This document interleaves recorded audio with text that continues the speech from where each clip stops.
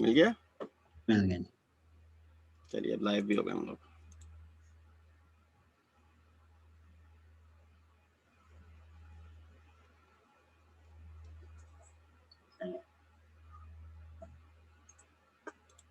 मिल गया?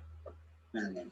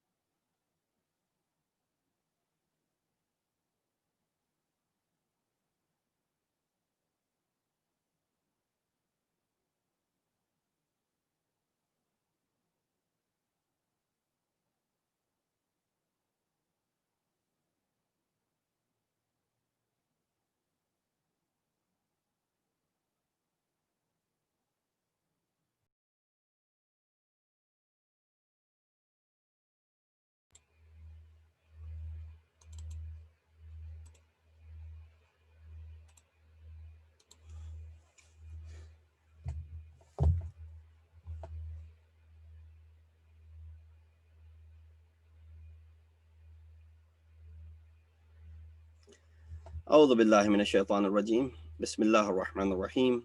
الحمد لله رب العالمين. الصلاة والسلام على أشرف الأنبياء والمرسلين خاتم النبيين بالقاسم محمد وأهل بيته الطيبين الطاهرين المعصومين الذين أذهب الله عنهم الرجس وطهرهم تطهيرا. أما بعد, السلام عليكم ورحمة الله وبركاته. Welcome to the Shab-e-Jumah program, in which we are also commemorating the Majlis for the following Marhumin: Marhuma Razia Razak, daughter of Marhum Akbar Ali Hirji, and Marhum Dost Muhammad Rupani. I request you all to please recite a Surah Fatiha for both Marhumin. Bismillah ar-Rahman ar-Rahim. Alhamdulillah Rabbil Alameen. Ar-Rahman ar-Rahim. Maliki yawmiddin. إياك نعبد وإياك نستعين. اهدنا الصراط المستقيم صراط الذين أنعمت عليهم غير المغضوب عليهم ولا الضالين. اللهم صل على محمد وآل محمد. Inshallah, the program is as follows. We will start with the recitation of Surah Yasin, followed by Dua Kumail, as it being Shab-e-Jumah. Followed by Dua Kumail, inshallah, there will be Salam recited by our own brother Zagam Asan, and inshallah, following him, Marcia will be recited by brother Sibtet Zakazmi Sahab. Following that, there's a 2-minute short speech by one of the family members of Marhum Dost Muhammad Rupani. And following that, inshallah, I will speak in English, and Maulana Tilmiz, inshallah, will speak in Urdu. But the program will be, inshallah, we'll try and keep it to, 1.5 hours so that we can finish it, inshallah, by 10 o'clock. Without any further ado, before I request Brother Ghulam Heather to start the recitation of Surah Yasin and share his screen, I would request all of you to please join us on the YouTube channel, Masjid-e-Ali's live YouTube channel, as this program is being live streamed on Masjid-e-Ali's YouTube channel.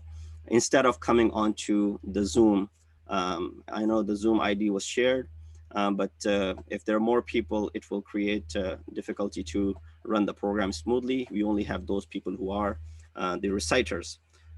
So please join us at www.masjidali.org/live, and that should take you to the live streaming of Masjid-e-Ali. Or you can find the link to the email that was sent out. So at this point, I would request Brother Ghulam Heather to go ahead and start with the recitation of Surah Yasin.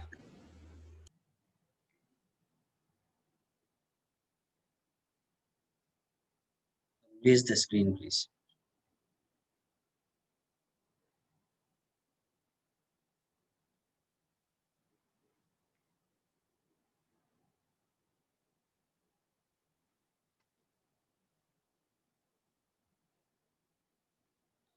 أعوذ بالله من الشيطان الرجيم. بسم الله الرحمن الرحيم. ياسين صلى الله عليه وآله وسلم والقرآن الحكيم إنك لمن المرسلين على صراط مستقيم تنزيل العزيز الرحيم لتنذر قوما ما أنذر آباؤهم فهم غافلون لقد حق القول على أكثرهم فهم لا يؤمنون إنا جعلنا في أعناقهم أغلالا فهي إلى الأذقان فهم مقمحون وجعلنا من بين أيديهم سدا ومن خلفهم سدا فأغشيناهم فهم لا يبصرون وسواء عليهم أأنذرتهم أم لم تنذرهم لا يؤمنون إنما تنذر من اتبع الذكر وخشي الرحمن بالغيب فبشره بمغفرة وأجر كريم إنا نحن نحيي الموتى ونكتب ما قدموا وآثارهم وكل شيء أحصيناه في إمام مبين واضرب لهم مثلا أصحاب القرية إذ جاءها المرسلون إذ أرسلنا إليهم اثنين فكذبوهما فعززنا بثالث فقالوا إنا إليكم مرسلون قالوا ما أنتم إلا بشر مثلنا وما أنزل الرحمن من شيء إن أنتم إلا تكذبون قالوا ربنا يعلم إنا إليكم لمرسلون وما علينا إلا البلاغ المبين قالوا إنا تطيرنا بكم لئن لم تنتهوا لنرجمنكم وليمسنكم منا عذاب أليم قالوا طائركم معكم أئن ذكرتم بل أنتم قوم مسرفون وجاء من أقصى المدينة رجل يسعى قال يا قوم اتبعوا المرسلين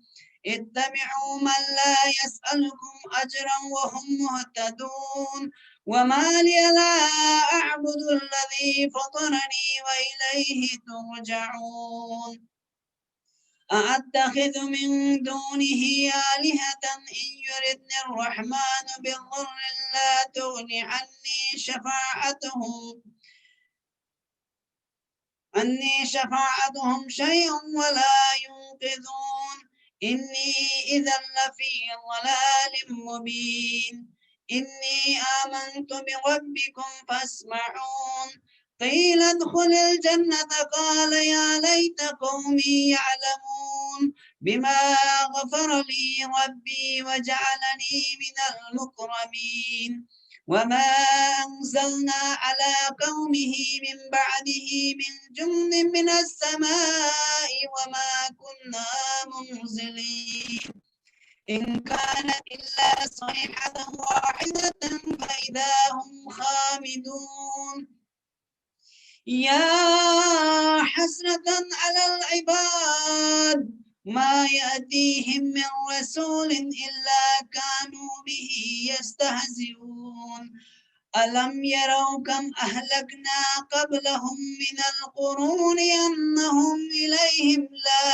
يرجعون وإن كل لما جميع لدينا محضرون وآية لهم الأرض الميتة أحييناها وأخرجنا منها حبا فمنه يأكلون وجعلنا فيها جنات من نخيل وأعناب وفجرنا فيها من العيون ليأكلوا من ثمره وما عملته أيديهم أفلا يشكرون سبحان الذي خلق الأزواج كلها مما تنبت الأرض ومن أنفسهم ومما لا يعلمون وآية لهم الليل نسلخ منه النهار فإذا هم مظلمون والشمس تجري لمستقر لها ذلك تقدير العزيز العليم والقمر قدرناه منازل حتى عاد كالعرجون القديم لا الشمس ينبغي لها أن تدرك القمر ولا الليل سابق النهار وكل في فلك يسبحون وآية لهم أنا حملنا ذريتهم في الفلك المشحون وخلقنا لهم من مثله ما يركبون وإن نشأ نغرقهم فلا صريخ لهم ولا هم ينقذون إلا رحمة منا ومتاعا إلى حين وإذا قيل لهم اتقوا ما بين أيديكم وما خلفكم لعلكم ترحمون وما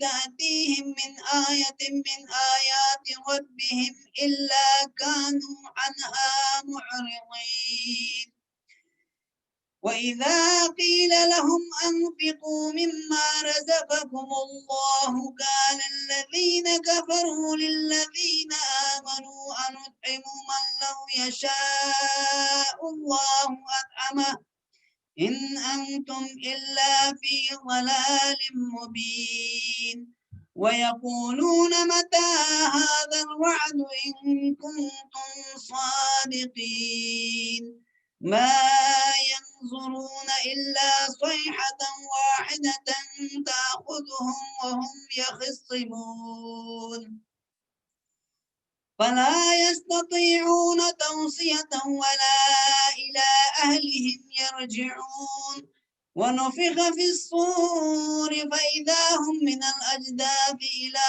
ربهم ينسلون قالوا يا ويلنا من بعثنا من مرقدنا هذا ما وعد الرحمن وصدق المرسلون إن كانت إلا صيحة واحدة فإذا هم جميع لدينا محضرون فاليوم لا تظلم نفس شيئا ولا تجزون إلا ما كنتم تعملون إن أصحاب الجنة اليوم في شغل فاكهون هم وأزواجهم في ظلال على الأرائك متكئون لهم فيها فاكهة ولهم ما يدعون سلام قولا من رب رحيم وامتازوا اليوم أيها المجرمون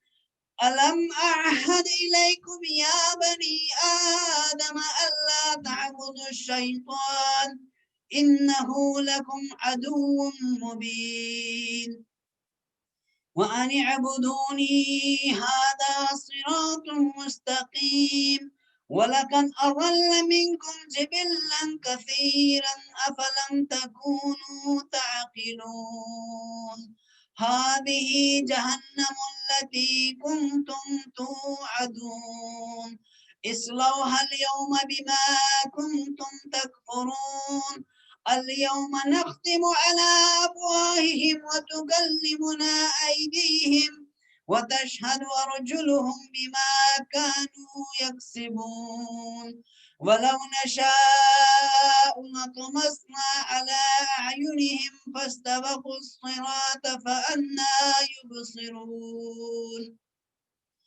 ولو نشاء لمسخناهم على مكانتهم فما استطاعوا مضيا ولا يرجعون ومن نعمره ننكسه في الخلق أفلا يعقلون وما علمناه الشعر وما ينبغي له إن هو إلا ذكر وقرآن مبين لينذر من كان حيا ويحق القول على الكافرين. أولم يروا أنا خلقنا لهم مما عملت أيدينا أنعاما فهم لها مالكون وذللناها لهم فمنها ركوبهم ومنها يأكلون ولهم فيها منافع ومشارب أفلا يشكرون واتخذوا من دون الله آلهة لعلهم ينصرون لا يستطيعون نصرهم وهم لهم جند محضرون فلا يحزنك قولهم إنا نعلم ما يسرون وما يعلنون أولم ير الإنسان أنا خلقناه من نطفة فإذا هو خصيم مبين وضرب لنا مثلا ونسي خلقه قال من يحيي العظام وهي رميم قل يحييها الذي أنشأها أول مرة وهو بكل خلق عليم الذي جعل لكم من الشجر الأخضر نارا فإذا أنتم منه توقدون أوليس الذي خلق السماوات والأرض بقادر على أن يخلق مثلهم بلى وهو الخلاق العليم إنما أمره إذا أراد شيئا أن يقول له كن فيكون فسبحان الذي بيده ملكوت كل شيء وإليه ترجعون صدق الله العلي العظيم اللهم صل على محمد.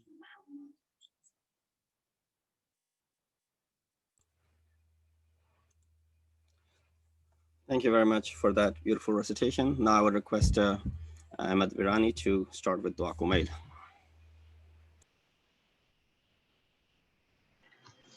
اللهم صل على محمد وآل محمد.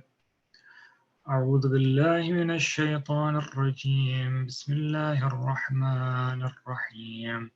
اللهم إني أسألك برحمتك التي وسعت كل شيء وبقوتك التي قهرت بها كل شيء وخضع لها كل شيء وذل لها كل شيء وبجبروتك التي غلبت بها كل شيء وبعزتك التي لا يقوم لها شيء وبعظمتك التي ملأت كل شيء وبسلطانك الذي على كل شيء وبوجهك الباقي بعد فناء كل شيء وبأسمائك التي ملأت أركان كل شيء وبعلمك الذي أحاط بكل شيء وبنور وجهك الذي أضاء له كل شيء يا نور يا قدوس يا أول الأولين ويا آخر الآخرين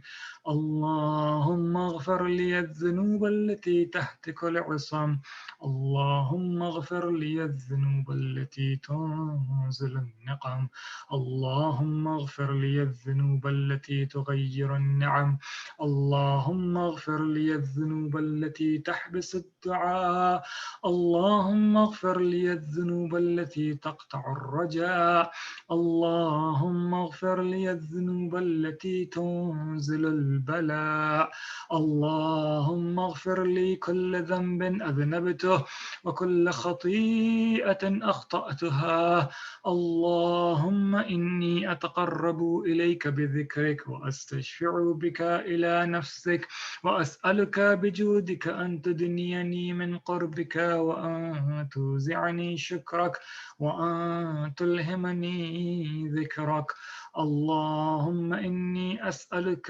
سؤال خاضع متذلل خاشع أن تسامحني وترحمني وتجعلني بقسمك راضيا قانعا وفي جميع الأحوال متواضعا. اللهم وأسألك سؤال من اشتدت فاقته وأنزل بك عند الشدائد حاجته وعظم فيما عندك رغبته. اللهم عظم سلطانك وعلى مكانك وخفي مكرك وظهر أمرك وغلب قهرك وجرت قدرتك ولا يمكن الفرار من حكومتك.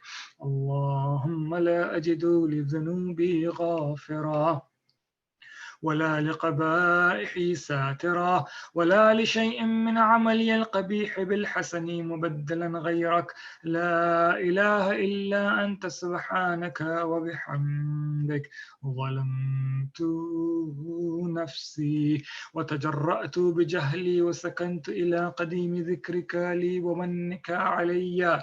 اللهم مولاي كم من قبيح سترته وكم من فادح من البلاء أقلته وكم من عثار وقيته وكم من مكروه دفعته وكم من ثناء جميل لست أهلا له نشرته. اللهم عظم بلائي وأفرط بي سوء حالي وقصرت بي أعمالي وقعدت بي أغلالي وحبسني عن نفعي بعد أملي وخدعتني الدنيا بغرورها ونفسي بجنايتها ومطالي يا سيدي. فأسألك بعزتك أن لا يحجب عنك دعائي سوء عملي وفعالي ولا تفضحني بخفي ما اطلعت عليه من سري ولا تعاجلني بالعقوبة على ما عملته في خلواتي من سوء فعلي وإساءتي ودوام تفريطي وجهالتي وكثرة شهواتي وغفلتي. وكن اللهم بعزتك لي في كل الأحوال رؤوفا وعلي في جميع الأمور عطوفا. إلهي وربي من لي غيرك أسأله كشف ضري والنظر في أمري. إلهي ومولاي أجريت علي حكما اتبعت فيه هوى نفسي ولم أحترس فيه من تزيين عدوي فغرني بما أهوى وأسعده على ذلك القضاء فتجاوزت بما جرى علي من ذلك بعض حدودك وخالفت بعض أوامرك فلك الحجة علي في جميع ذلك ولا حجة لي فيما جرى علي فيه قضاءك وألزمني حكمك وبلاؤك. وقد أتيتك يا إلهي بعد تقصيري وإسرافي على نفسي معتذرا نادما منكسرا مستقيلا مستغفرا منيبا مقرا مذعنا معترفا لا أجد مفرا مما كان مني ولا مفزعا أتوجه إليه في أمري غير قبولك عذري وإدخالك إياي في سعة من رحمتك. اللهم فاقبل عذري وارحم شدة ضري وفكني من شد وثاقي. يا رب ارحم ضعف بدني ورقة جلدي ودقة عظمي يا من بدأ خلقي وذكري وتربيتي وبري وتغذيتي. هبني لابتداء كرمك وسالف برك بي يا إلهي وربي وسيدي. أتراك معذبي بنارك بعد توحيدك وبعد ما انطوى عليه قلبي من معرفتك ولهج به لساني من ذكرك واعتقده ضميري من حبك وبعد صدق اعترافي ودعائي خاضعا لربوبيتك. هيهات أنت أكرم من أن تضيع من ربيته أو تبعد من أدنيته أو تشرد من آويته عافيته، أو تسلم إلى البلاء من كفيته ورحمته. وليت شعري يا سيدي وإلهي ومولاي، أتسلط النار على وجوه خرت لعظمتك ساجدة، وعلى ألسن نطقت بتوحيدك صادقة، وبشكرك مادحة، وعلى قلوب اعترفت بإلهيتك محققة، وعلى ضمائر حوت من العلم بك حتى صارت خاشعة، وعلى جوارح سعت إلى أوطان تعبدك طائعة، وأشارت باستغفارك مذعنة. ما هكذا الظن بك، ولا أخبرنا بفضلك عنك يا كريم.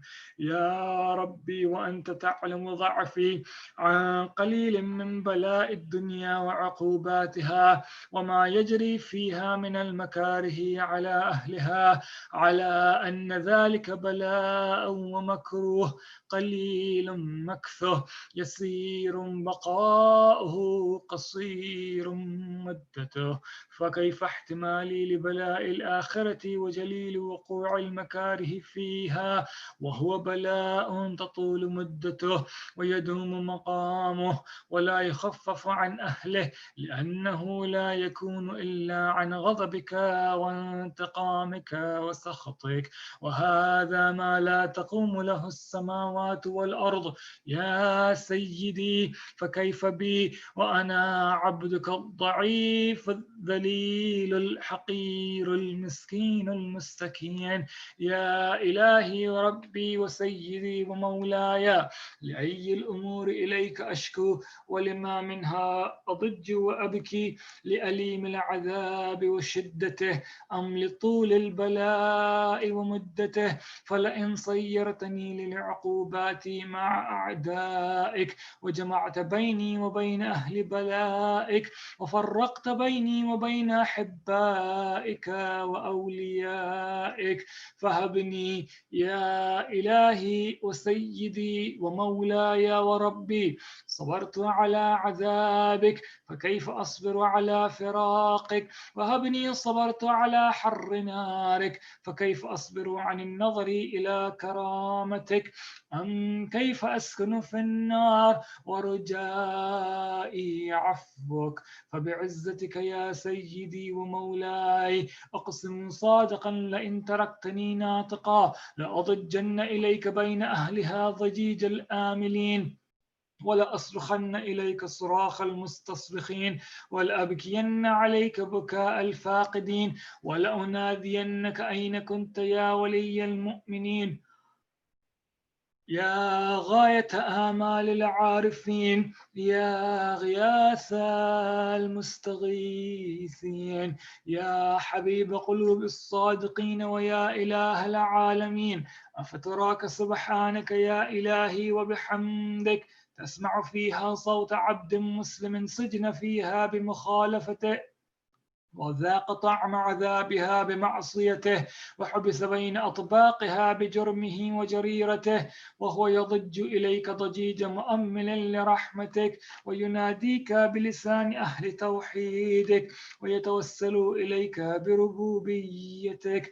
هي يا مولاي، فكيف يبقى في العذاب وهو يرجو ما سلف من حلمك؟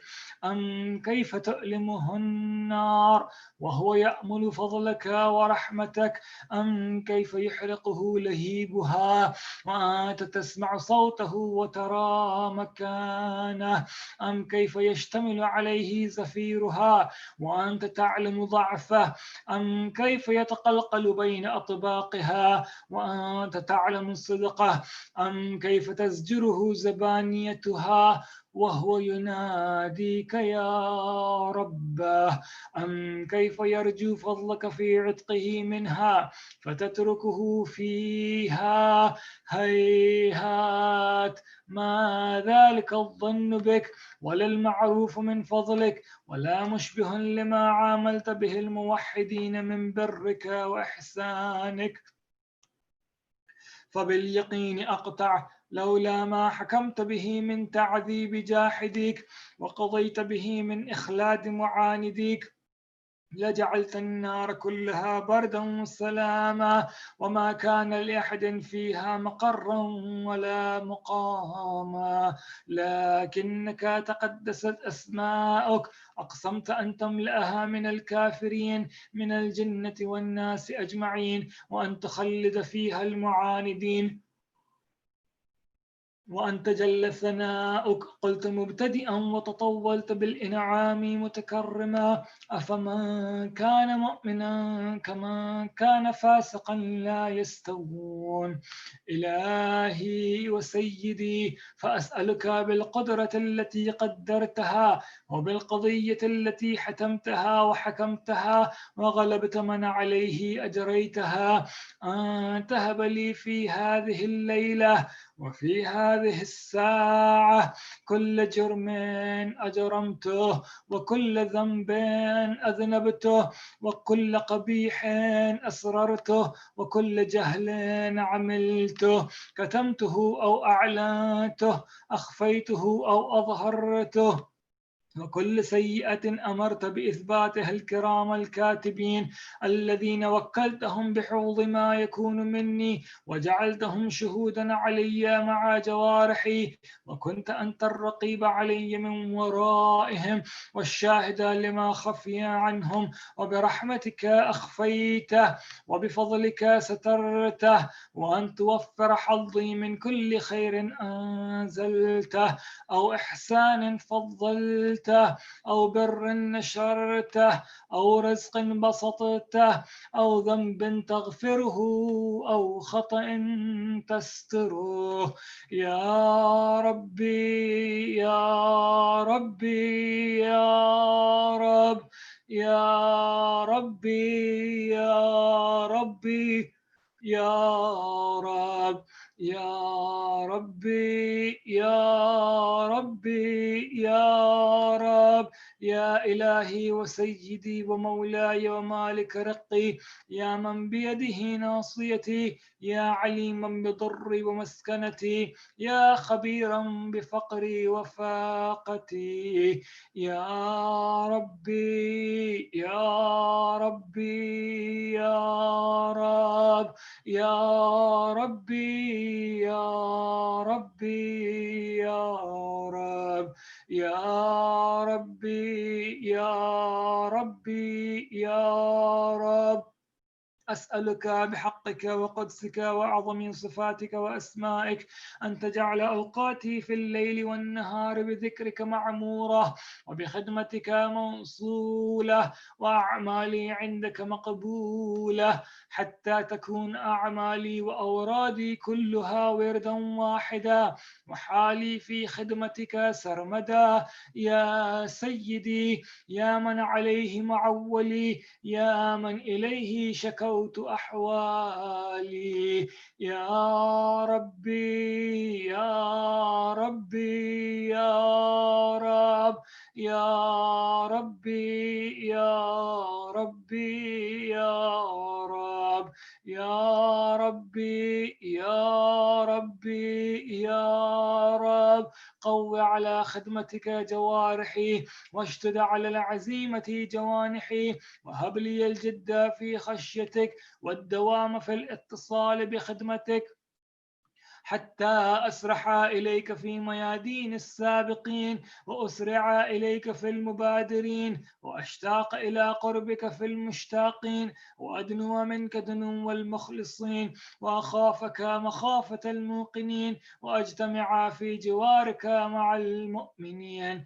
اللهم ومن أرادني بسوء فأرده ومن كادني فكده، واجعلني من أحسن عبيدك نصيبا عندك وأقربهم منزلة منك وأخصهم زلفة لديك، فإنه لا ينال ذلك إلا بفضلك، وجد لي بجودك واعطف علي بمجدك واحفظني برحمتك، واجعل لساني بذكرك لهجا وقلبي بحبك متيما، ومن علي بحسن إجابتك وأقلني عثرتي واغفر زلتي، فإنك قضيت على عبادك بعبادتك وأمرتهم بدعائك وضمنت لهم الإجابة.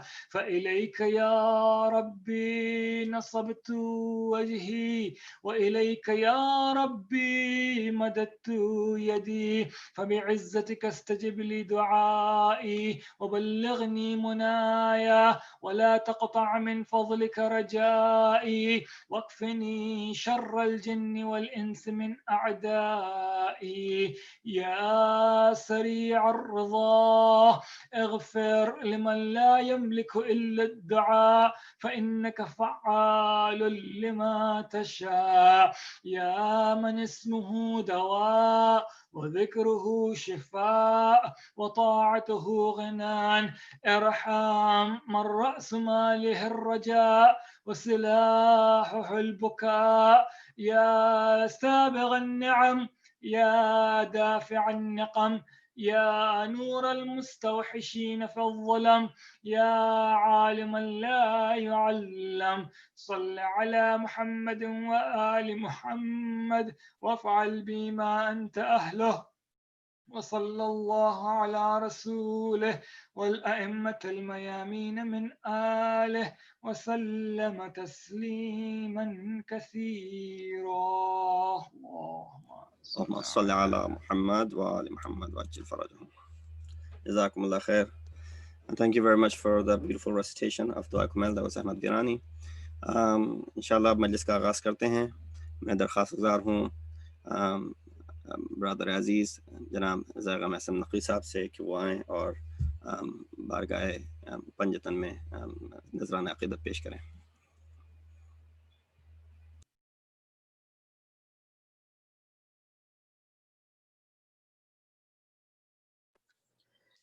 محمد وآل محمد صلوات. اللہم صلی علی محمد وآل محمد. سلام کی چند شعر آپ لوگوں کے لیے. مجرئی خلق میں ان آنکھوں نے کیا کیا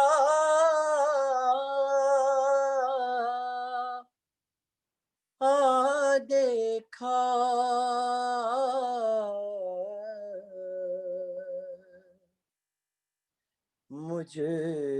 مجرئی خلق میں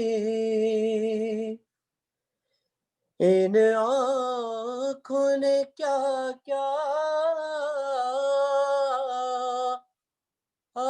دیکھا،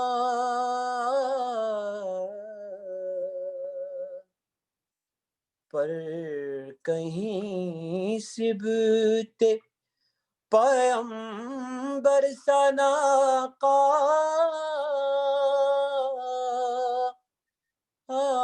دیکھا،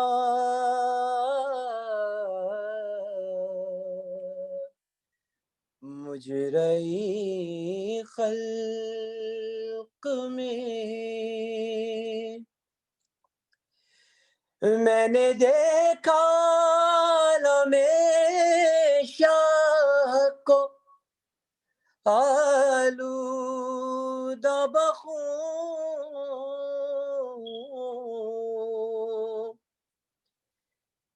میں نے دیکھا عالم شاہ کو آلودہ بخون،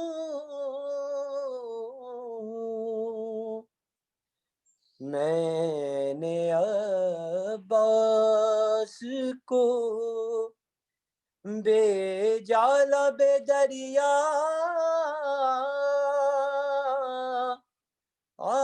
دیکھا،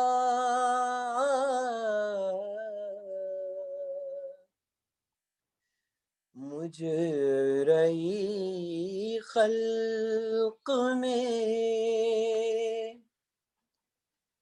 میں نے دیکھا علی اصغر کا گلا خون میں تر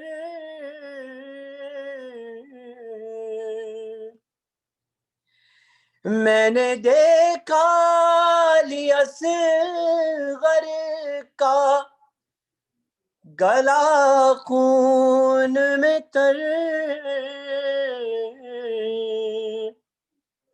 میں نے زخمی علی اکبر کا کلیجہ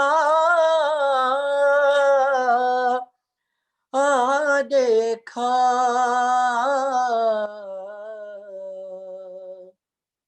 مجھ رہی خلق میں ایک گٹھری شہدی پشت پہ لائے اس میں میں نے ٹکڑے ہوئے قاسم کا سراپا دیکھا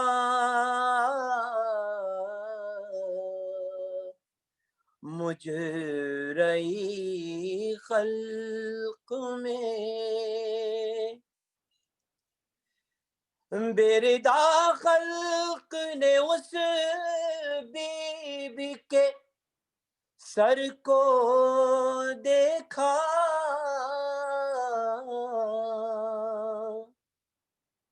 جس کی مادر کا کسی نے نہ جنازہ دیکھا مجھ رہی خلق میں کہتی تھی زینب مزتر کے خدا خیر کرے رات کو خواب میں اوریاں سر زہرا دیکھا مجھ رہی خلق میں جا کے زینب نے مدینے میں کہا صغرا سے کہوں کس منہ سے کہ پردیس میں کیا کیا دیکھا مجھ رہی خلق میں ان آنکھوں نے کیا کیا دیکھا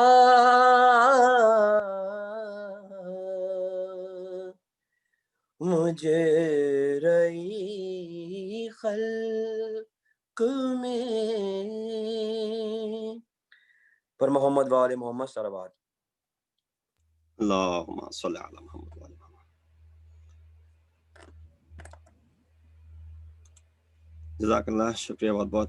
ایک احسن بھائی سے دوسرے احسن بھائی کی طرف میں اب درخواست گزار ہوں سبت رزاق عالمی صاحب سے کہ وہ مرثیہ کے پڑھیں. بسم اللہ. بآواز بلند صلوات. اللہم صلی علی محمد و آل محمد. آغوش لحد میں جب کہ سونا ہوگا آغوش لحد میں جب کہ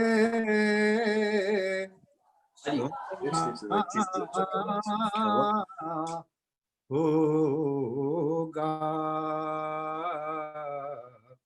جز خاک نہ تکیا نہ بچھونا ہوگا تنہائی میں کون ہوئے گا انیس ہم ہوئیں گے اور قبر کا کونا ہوگا آغوش لحد میں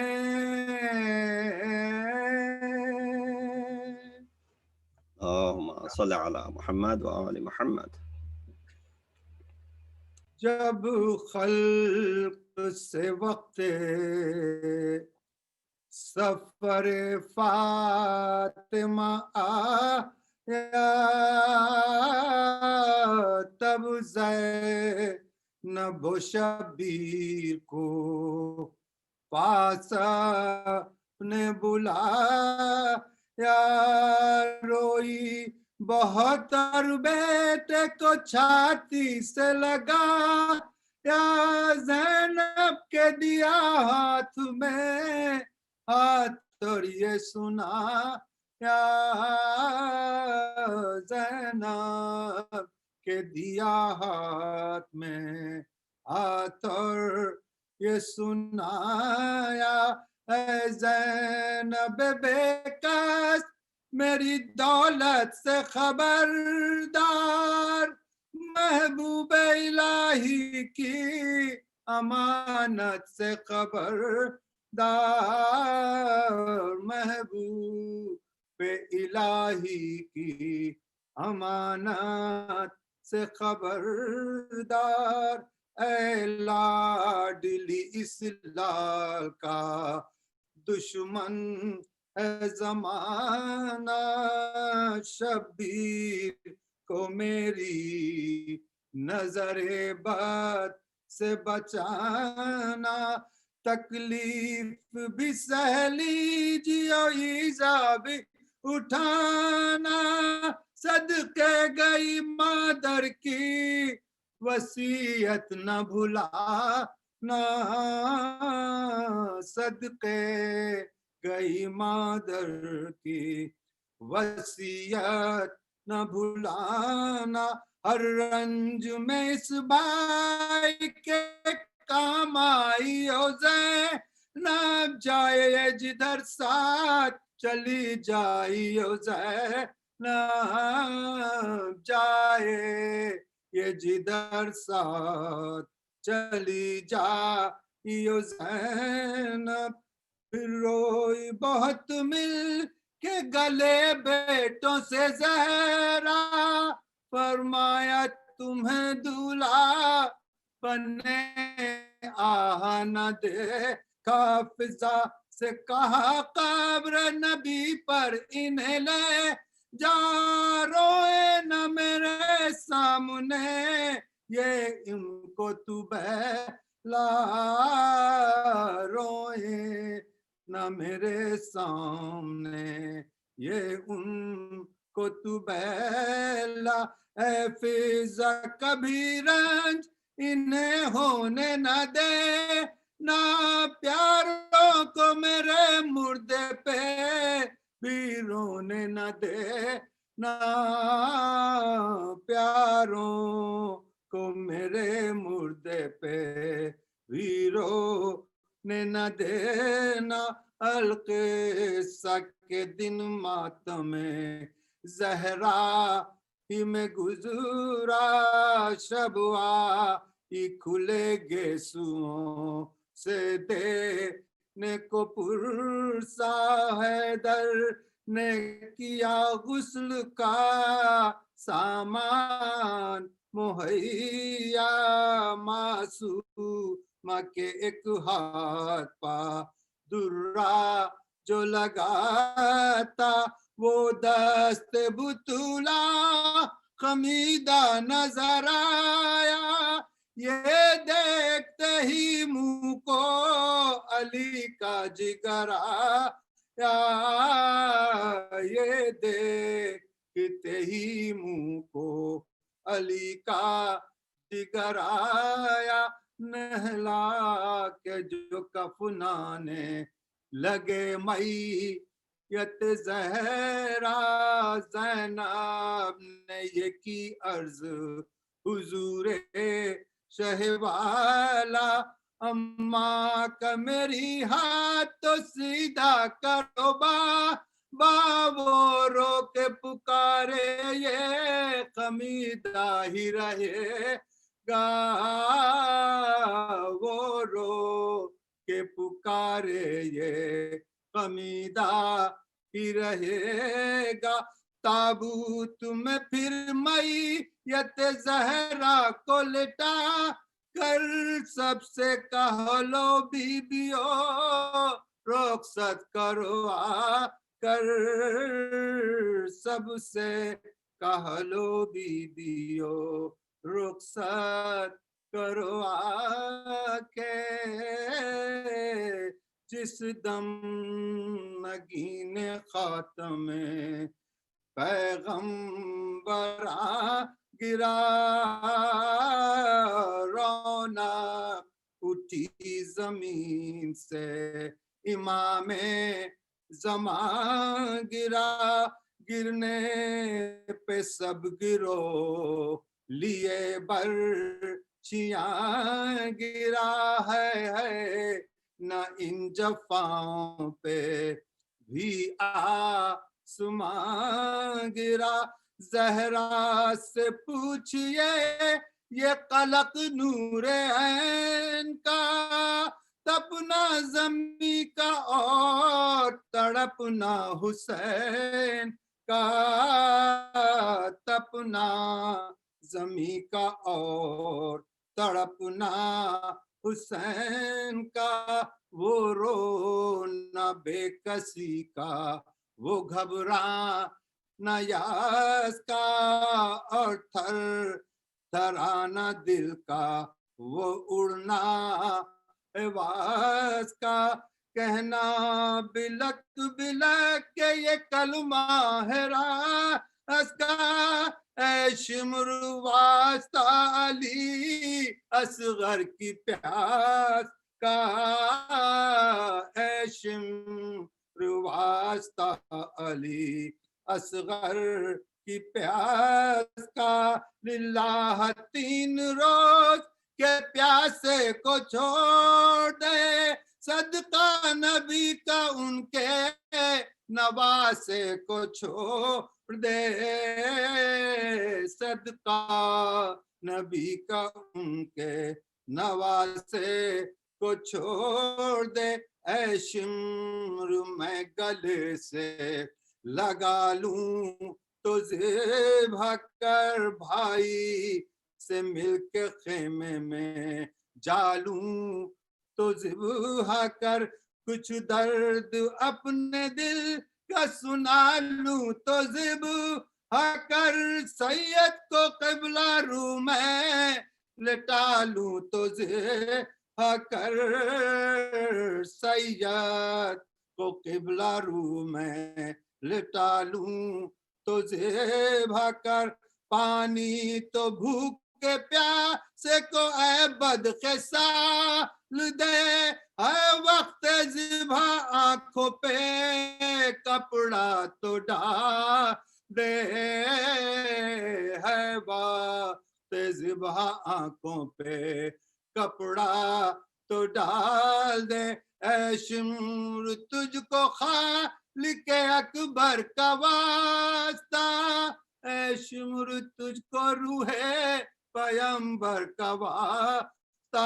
اے شمر تجھ کو حیدر صفدر کا واسطہ اے شمر تجھ کو ننھے سے اصغر کا واسطہ اے شمر تجھ کو ننھے سے اصغر کا واسطہ للہ کرنا ذبح شہ مشرقیں को मैं भीख मांगती हूँ, मुझे दे हुसैन को मैं भीख मांगती हूँ, मुझे दे हुसैन को।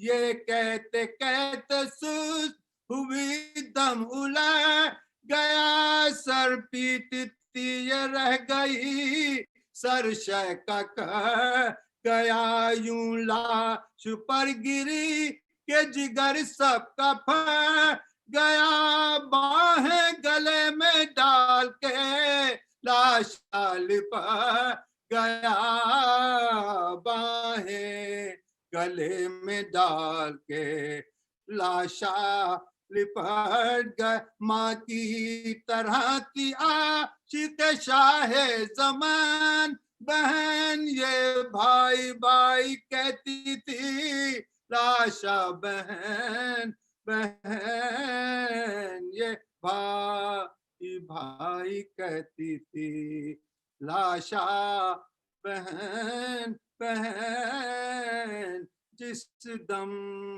नगीन खातम। जज़ाकल्लाह। ये थे सिप्ते रज़ाक आज़मी साहब जो कि अपने मुनफरद अंदाज में मरसिया पढ़ रहे थे। इससे पहले कि मैं स्पीच का आगाज़ करूं, granddaughter of Marhum Dost Muhammad Rupani would share a few words with us.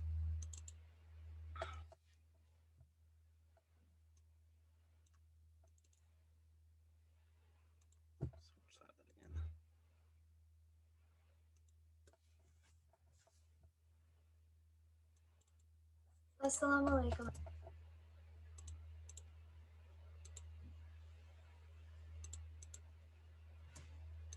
Everyone, my name is Nabiha, as most of you may know, and today I'm going to share a little speech about my beloved grandfather, Dost Muhammad Rupani, who has sadly passed away on August 31st, 2020.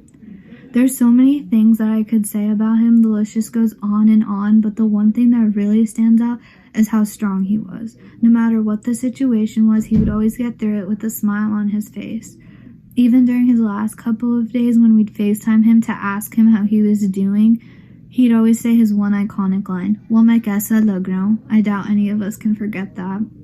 I remember when I was younger too, and the Malanas would all come to have lunch with him, I would just sit in my room and wait for everyone to leave, so then afterwards I could go out and Nada would tell me everything that they talked about. They were mainly life lessons that I could use when I was older. The one I vividly remember is that when he sat me down and explained to me that I should always think before I speak. So even when I'm angry or anything, I don't yell or say something that I'll regret later. If one thing Dada hated, it was yelling, and he's so wise for that. Even when I'm really mad at my brother or frustrated with my parents, I know that yelling won't do anything. It's not going to change anything, and that's all thanks to him. The final thing that made him Dada was his amazing style and how he was always so ready for everything. He'd always wear his kurta, his coat, his hat, and I love that about him, and how he was so proud of his culture and his heritage. There's so many little things that make Dada that no one could ever forget. The best part is that he left this world peacefully and that he had a big impact on everyone's heart, which is something that he would have honestly loved. We're all going to miss him deeply. He may have left this world, but he's never left our hearts, and that's for sure. And that's the important part. Thank you.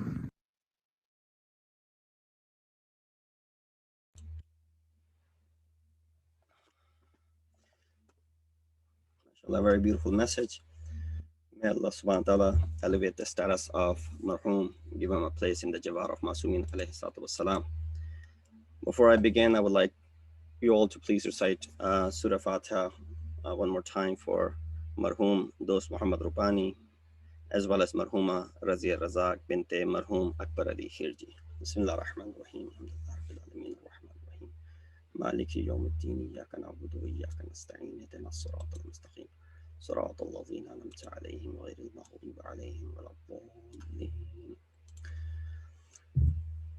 أعوذ بالله من الشيطان الرجيم بسم الله الرحمن الرحيم الحمد لله الذي قصرت عن رؤيته أبصار الناظرين وعجزت عن نعته أوهام الواصفين الحمد لله رب العالمين الصلاة والسلام على أشرف الأنبياء والمرسلين خاتم النبيين أبي القاسم محمد وأهل بيته الطيبين الطاهرين المعصومين الذين أذهب الله عنهم الرجس وطهرهم تطهيرا أما بعد فقد قال الله تبارك وتعالى وقوله الحق وهو أصدق القائلين بسم الله الرحمن الرحيم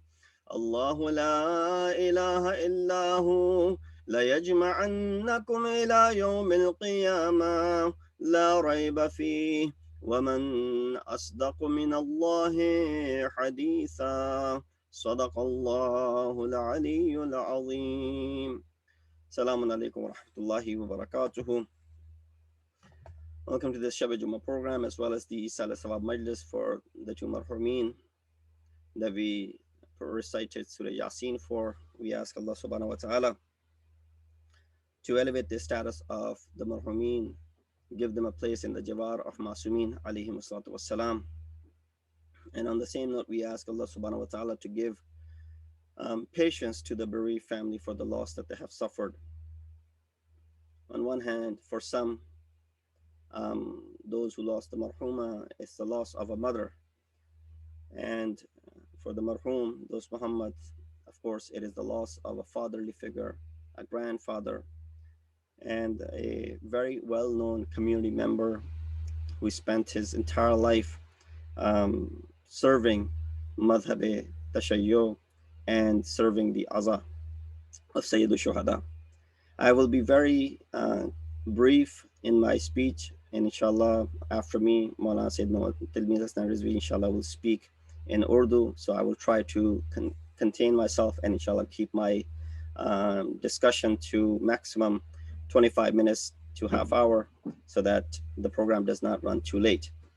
The verse that I chose for tonight's discussion is from Surah Nisa, ayat number 87, which begins with this Allahu la ilaha illahu. There are many ayat that begins with this sentence. Ayatul Kursi is the same way. But here in this ayat number 87, Allah says after this that Allah, there is no God except Him, will surely gather you on the day of resurrection. There's no doubt about that. La rayba fi, in which there is no doubt. And who is more truthful in his speech than Allah? وَمَنْ أَصْدَقُ مِنَ اللَّهِ حَدِيثًا. This concept of being gathered on the day of judgment and resurrection is something which is amongst the musallimat, some things which we don't have any doubt whatsoever. In fact, this is part of our usul-e-din, the concept of ma'ad, the concept of qayamat, in which everyone will be resurrected. But how you will be resurrected, that is something which is in your hand. You will be resurrected, that is not in your hand. That is something which is decided already by Allah subhanahu wa ta'ala. That's why in Quran it says, وَلَا تَمُوتُنَّ إِلَّا وَأَنْتُمْ مُسْلِمُونَ, that do not die until you're submissive. Someone would say, well, dying or not dying is not in my hands. It's in the hands of Allah subhanahu wa ta'ala. True. But in the state in which you leave this world is in your hands. How do you want to depart? Do you want to depart while you're pleased with Allah subhanahu wa ta'ala and He's pleased with you, or you want to depart when you have been disobedient to your Lord? And therefore the concept of taqwa and piety and fostering this taqwa and piety comes into play. Amir al-Mu'mineen, in his khutbah of Nahj al-Balagha, where he speaks about one of the attributes of muttaqeen, he says, أَرَادَتْهُمْ دُنْيَا فَلَمْ يُرِيدُوهَا وَأَسَرَتْهُمْ فَفَدَوْا أَنفُسَهُمْ مِنْهَا. That the world aimed at them, but they did not aim at it. That's the difference between common folk and those who are muttaqeen. That we go after the world and we aim at it. While muttaqeen, according to the explanation of Amir al-Mu'mineen, are those that world aims at them, tries to lure them, tries to allure them, tries to attract them, tries to, draw their attention, but they never aim at it. It captured them, but they themselves freed themselves from it by a ransom. They gave some fidya to go ahead and free themselves. We look at this concept that the world is always after the pious. In these majalis, I may have spoken somewhere that this concept of that world is after the pious people, or that shaitan is always the pious people, or shaitan is sitting outside of the places of worship, masajid and imam barga. You say, well, no, shaitan should be in the places of corruption, where there's God forbid, there's the pubs or the clubs or the places where people are committing, or casinos or places of gambling where people are already committing sins. So no, shaitan does not want to be there, because he's already misled those people in what they're doing. Therefore, he sits where? He sits right outside of a masjid. He sits right outside of Imam Barga. He sits right outside of the house of Allah subhanahu wa ta'ala. Because those who are constantly going and frequent into these houses of worship, they are his target. So the world is always after the pious ones. And it's, of course, false perception, which is always aiming at such individuals. Since the lazy and the impious people go towards it themselves. They don't have to be attracted as much. They're already running toward it. That story of Sheikh Ansari, who's one of the scholars of Islam, scholars of Madhab Tashayyu, Sheikh Murtaza Ansari, faqih of his time. A person in his time saw a dream. He didn't see the dream, someone in his time saw the dream. And he saw a shaitan with many ropes. You've heard the story before. Just want to try and draw some conclusion from it. That you saw with different types of ropes with shaitan, and big ropes, small ropes, and thick, as far as the threads of this rope is concerned, and thin ones as well, as thin as the thread. He said, and he saw this big rope which was broken. So he had this conversation with shaitan. He said, who's this rope for? And why is it broken? He said, well, this is a rope that I use for Sheikh Murtaza Ansari. And he escaped it. So that's why the rope is broken. And then he told him the story that, he didn't tell him the story, but he said I was trying to lure him into committing some crime, committing some sin, but he escaped from it. And therefore the rope was broken. And then he asked, just out of curiosity, which one of these ropes you have for me? Shaitan responded to him saying, I don't need a rope for you. I just point towards you and you come running. So then the next day he wakes up and he goes to Sheikh Murtaza Ansari. He asks him that, did something happen last night? He said, why do you ask? And then he explains his dream. He said, yes, I had a very urgent need for the wealth that I had, which is the amanat of the people, because him being the marja of the time, he had a lot of khums with him, a lot of the wujuhat of the people with him.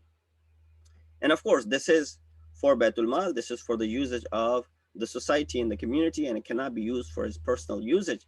But he said, I had this urgent need, and I could have taken some. I was thinking about taking some from it and then putting it back whenever I had it. I went so close because I was desperate, but then I was able to control my desire and I left it to that. He said, though, that's what happened. Shaitan had you tangled into this rope, but you broke out of it. So the extreme love of the world is one of these strong chains of shaitan, or these strings of shaitan. As far as this worldly wealth is concerned, it is mentioned that there was a man who used to serve a sultan called Khurram Shah. His income was roughly about 400,000 dinar, which he used to give away to the poor and the needy in the way of Allah subhanahu wa ta'ala. One day Sultan found out about it and he called him. Said to him that I've heard that you do not like the wealth or the wages that we have for you, because all I've heard is that you give it away. He replied, that's not true. And so Sultan, probably thinking that this is some sort of rumor, and he's going to go ahead and clarify himself. In fact, he heard the opposite. He said, no, that's not true. In fact, I am the most greedy person as far as my wealth is concerned among your servants. There's no one greedier than me. He said, how so? He said, because I take every single dinar and keep it for my hereafter, and keep it for my death, after my death. That's why I spend it in the way of Allah subhanahu wa ta'ala. So not only that I want to use this wealth here in this world, but I want to make sure that this is helpful to me in the hereafter as well. So passing through the straight path and the path of prosperity without any hurdles has one condition. But of course, there will be hurdles. But if you want to avoid and don't want any obstacles on the way, there's one condition to it. Travel lightweight. Lightweight from the worldly wealth and the worldly desires. If you travel light, it's a good habit to travel light, even physically speaking. In this world, when you're traveling, the lesser you're carrying, the lesser you'll have to worry about at the airports and however you're traveling. And similar stays when it comes to attaining the path of prosperity and being on this path. So Quran also counts this wealth and the children to be a matter of test and tribulation. It says, "Innama amwalukum wa awladukum fitnah." The word fitna in Urdu is used for different meaning, but here the word fitna means, test and tribulation. It does not refer to corruption here. There are many riwayat in this reference. I will just share one for the brevity of time, that Amir al-Mu'mineen, Imam al-Muttaqeen, Ali ibn Abi Talib, والسلام, when he was explaining this world to people, he said, مثل الدنيا كمثل الحية لين مسها والسم الناقع في جوفها يهوي إليها الغر الجاهل ويحضرها ذو اللب العاقل. And you find this in the short sayings of Amir al-Mu'mineen. He says the example of this world is like that serpent, that snake, which is so soft from the exterior. When you touch it, I don't know if you've ever had the opportunity, but when you touch it, it's so soft from outside that you want to rub and touch it, but so full of lethal poison inside. Unwise people, as Imam is saying, gharrul jahil, unwise people are attracted by it and drawn towards it, but wise men avoid it and keep away from its poisonous effects. Because eventually, when you're touching it from the outside, of course, the snake will not like it and it will lay a bite, and that will be devastating. On this note, there's a story by Marhum Ni'matullah Jazairi, author of Nomaniya. He said one of his friends said that we had a snake in our house. Just based on this story or this hadith of this saying of Amir al-Mu'mineen. He said we had a snake in our house that had a few snakelets. One day we wanted to test his love for the babies, so we hid all of these snakelets into under a large pot. And when the snake was gone, of course, we couldn't have done it when he was around. And when he came back, he didn't find his babies' snakelets. And he was again, of course, worried, as any guardian would be. So looking around, he knew that the household where he was staying, they must have done something. They just washed him. They saw the snake went and he, poisoned the milk which they had kept for their children, this household member. They had milk sitting somewhere, and the snake quietly went and he went ahead and poisoned the milk. That was his response to that you must have done something to my kids or done something to my babies. And then so we looked at his love for his kids, so we let go of all of the snakelets, and we removed the pot, and all of the snakelets, they were back to their mother. As soon as these little snakes were back to the mother, the same snake went and threw sand and dirtied and made the milk unusable. Did something to the milk where it will not be usable, because the fear was gone and so was the threat. So he did not want to pose and impose any threat to us and our kids.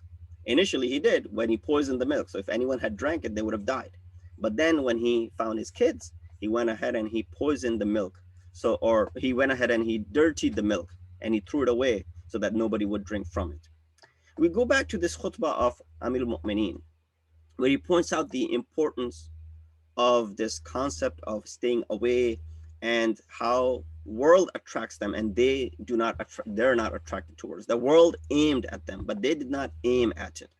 And that really requires a great deal of um, you know, someone has to go through self-cleansing to be able to claim such a thing. But that's why the maqam of a muttaqi should not be taken for granted, that it is one of the greatest of the maqamat. How much are we going to live in this world? Why are we so greedy about it?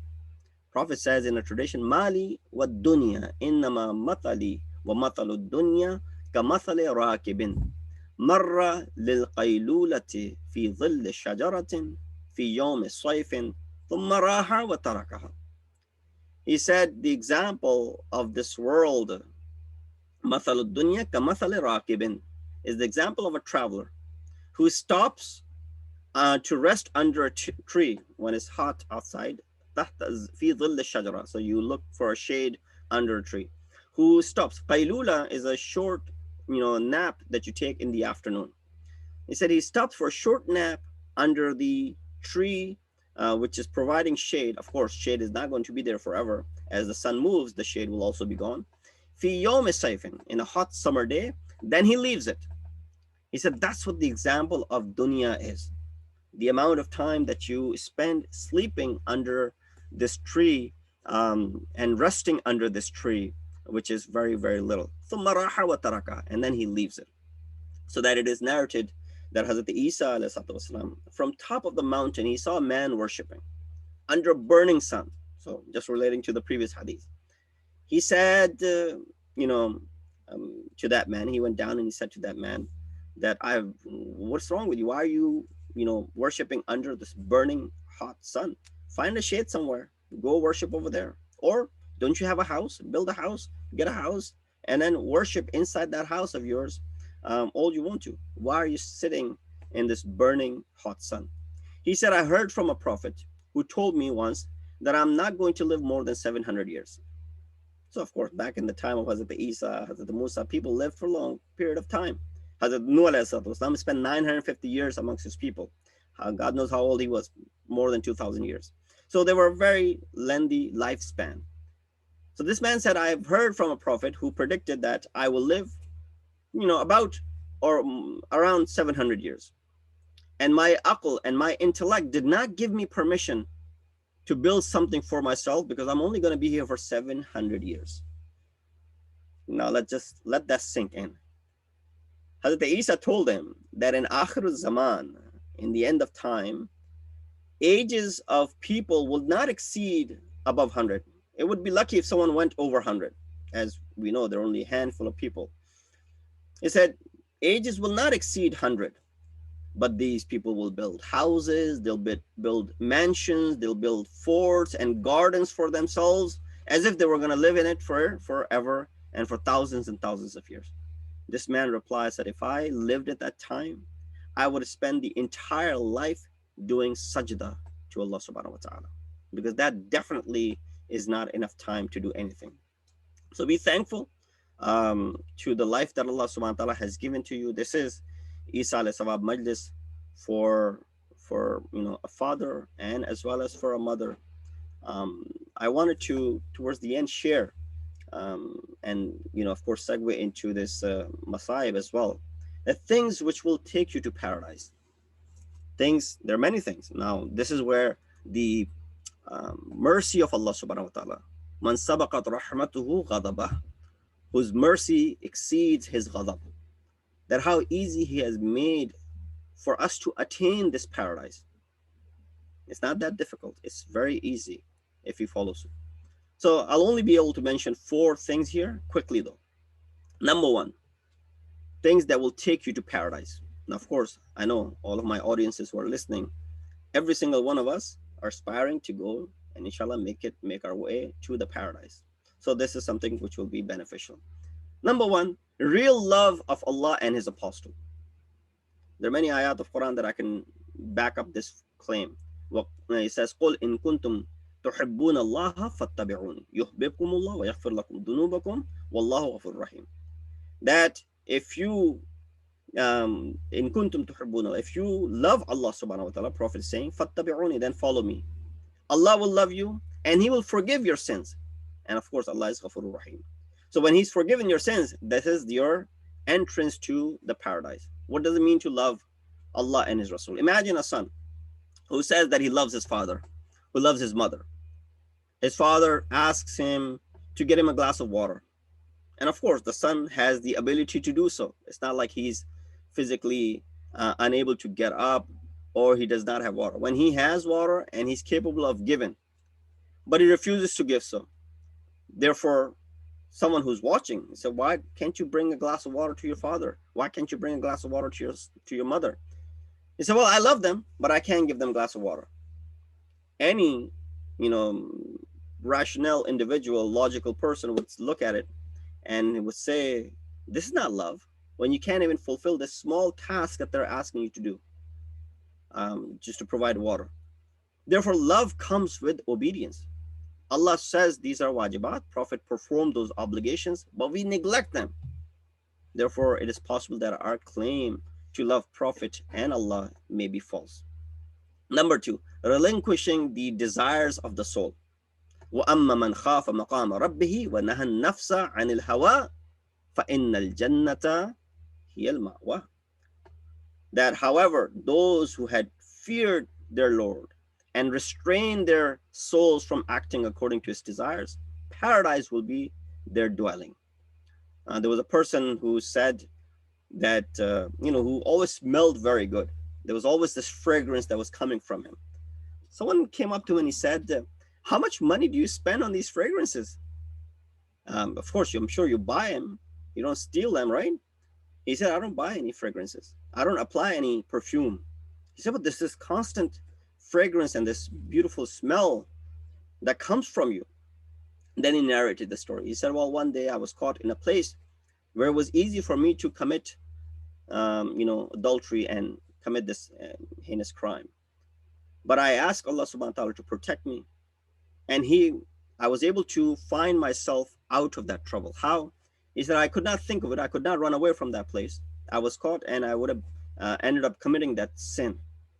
So I asked, can I use the restroom? They said, yeah, sure. I went to the restroom and I rubbed over myself something which is, najis. And I walked out like that. As soon as these people that saw me in that, which was, of course, very uncomforting, and it was something which would go ahead and make someone abhor, right away they said, well, get this person out of here. So he said, by putting this najasat over myself, I was able to repel these people from me so that I did not commit that sin. He said, then from there, I went and I took a bath and I cleansed myself. He said, ever since that day that I avoided that sin, by doing that act of rubbing najasat and something which smells bad over my body, I have been smelling like this. This fragrance has been given to me by Allah subhanahu wa ta'ala. And that's what misleading you. But you said that how much money I spend over this fragrance. So number two is when you relinquish your desires. Number three, and I'll just skip number four, just stick with this number three, serving one's parents. The tradition says, Al-walidu awsatu abwab al-jannah fa in shi'ta fa'adi' dhalika al-bab aw ihfadhu. Parents are the best of the doors to Jannah. So there are many doors to Jannah. Parents are also your doors to Jannah. You can either protect this door or you can destroy this door. You can use it to your benefit. While they're alive, by serving them, by giving their rights which are due upon you. And when they're not alive, still doing things for them.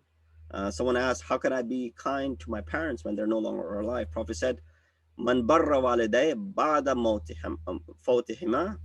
Whoever does good to their parents after their wafat, Sayyidul Abrar, man barra waliday ba'da fawtihima. That person is Sayyidul Abrar. That means the master and the leader of those who are righteous, the one who are abrar, even their leader. So just imagine the effects of serving the parents. Indeed, these are the Ayam Aza in which we are commemorating that greatest tragedy that hit mankind, and that lessons that we can derive from Imam Hussein and his campaign and his revolution, and of course from his companions. There were many ladies who were also present there, who showed their sacrifice when they could not even go into the battlefield, but they showed their sacrifice and they gave their sacrifice. It was enough for them to go ahead and let their children be sacrificed in front of their eyes. There were certain women there whom, when Imam stopped their sons from going after the father was killed, one of the children was going to the battlefield, Imam said, "It is enough for your mother that she witnessed the killing of your father. Go back. In fact, leave Karbala. Get out of here." That son, that child said, "It is my mom, it is my mother who has sent me to the battlefield." And then others, when their head of their son was thrown, Wahab Kalbi, I believe, when his head was thrown after it was severed, his mother threw it back at the enemy, saying, "What we have given in the way of Allah subhanahu wa ta'ala, we don't take back." And so there are so many stories as far as the mothers are concerned. I'll just share one, and that is a mother, Sharikatul Hussein, mother of Aun and Muhammad, Zainab bint Ali. The difficulty that she went through, and how she was able to lower the pain and the burden of Imam Hussein as long as Imam Hussein was alive. That suffering, the loss of your Jawan Ali Akbar, even if you're Imam, it's a tough and difficult thing to see that. Imam did show emotions when Hazrat Ali Akbar was going to the battlefield. And you think that Imam would not show emotions when he sees the dead body of Hazrat Ali Akbar? In fact, it was the only body for which Imam actually called others, "Come, O the children of Banu Hashim, and help me lift this janazah." And that's how Imam carried Ali Akbar back to the Khiyam. But Janab Zainab's role at that point, that it's mentioned in Riwayat that when the janazah of Hazrat Ali Akbar came, she cried so loudly that she drew the attention of all of the family members to her, so that they will not be focused on Imam Hussein. And the falsafa of that is to lower the burden from the back of Imam Hussein, so that Imam Hussein would be able to carry out the duties that he still had to perform.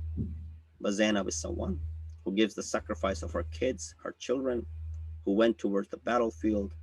And when they were able to capture Furat, Fizza comes and tells Zainab, "Zainab, your children, your sons have made it to Furat." Janab Zainab sits on the musalla. She starts praying. "Oh Zainab, what is this time for salat? What is this time for prayer? Are you praying for the success of your children?" Instead, Zainab was making dua, "Oh Allah, give courage to my sons so that they don't go ahead and drink from Furat, because the still younger kids are thirsty in the tents." And then she was sitting on the musalla, she was praying. That Fizza comes back and she says, "Oh Zainab, your children have come back." Zainab said, "I did not send them to come back." Fizza says, "Oh Zainab, come and take a look in the condition that your kids and your children have come back." Janab Zainab comes outside to see the body of Harun and Muhammad slain and laying on the ground. She makes this dua. She cries, "Oh Allah, please accept this qurbani from me." Allah la'natullah al-qawmi al-zalimin. وَسَيَعْلَمُ الَّذِينَ ظَلَمُوا أَيَّ مُنْقَلِبٍ يَنْقَلِبُونَ. At this point, I will request Maulana Tilmiz Hassan Rizvi to come and address the gathering with your loud salat.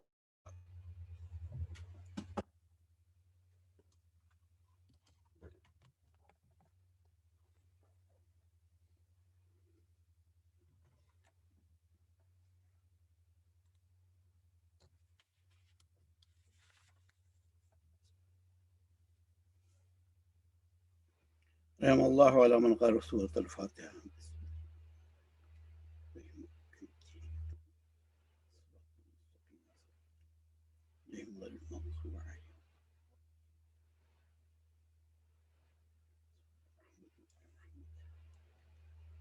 آپ سے گزارش ہے کہ برائے ایصال-ثواب دوست محمد روپانی ابن محمد علی روپانی اور رضیہ رزاق ایک سورہ فاتحہ اور 3 مرتبہ سورہ اخلاص کی تلاوت فرمائیں۔ بسم اللہ الرحمن الرحیم نعبد و ایاک نستعین صراط الذین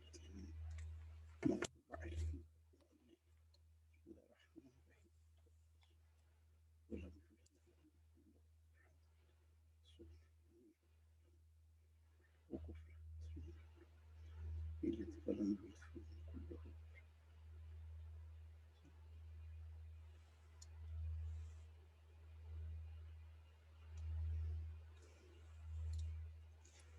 أعوذ بالله السميع العليم من الشيطان اللعين الرجيم بسم الله الرحمن الرحيم الحمد لله رب العالمين والصلاة والسلام على أشرف الأنبياء والمرسلين خاتم النبيين بالقاسم محمد وآله الطيبين الطاهرين المعصومين المظلومين الذين أذهب الله عنهم الرجس وطهرهم تطهيرا صلى الله عليه وسلم.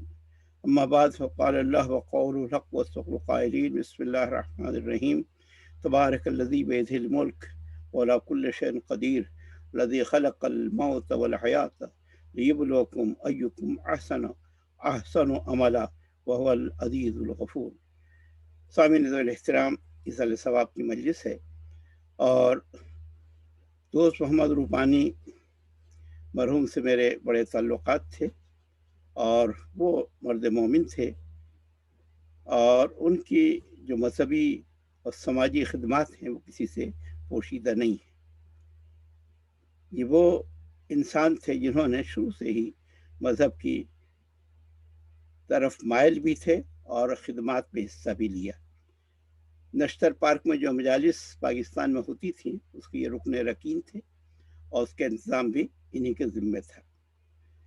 اور مجھے یاد ہے کہ علماء سے بھی ان کے بہت زیادہ تعلقات تھے۔